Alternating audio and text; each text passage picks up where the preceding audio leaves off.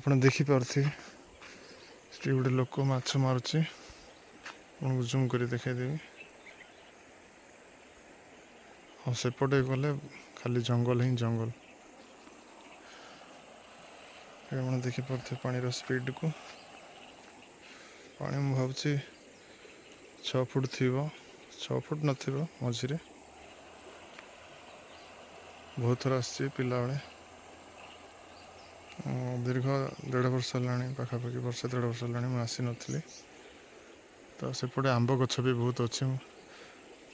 ମୁଁ ଯାଇଛି ସେପଟକୁ ବହୁତ ଥର। ସେପଟେ ପଥର ଦେଖିପାରୁଥିବେ ପୁଣି ପଥର ଗୁଡ଼ାକ ସେପଟ ସାଇଡ଼୍ ଅଛି, ବହୁତ ପଥର। ସେପଟେ ଯାଇ ହେବନି, ବି ପାଣି ଅଛି। ଆଉ ସେପଟ ସାଇଡ଼୍ ବି ମୁଁ ଯାଇଥିଲି, ଯେଉଁଟାକି ପିକନିକ୍ ସ୍ପଟ୍ ଗୋଟେ ଅଛି, ବଡ଼ ବଡ଼ ପଥର ଅଛି। ଆଉ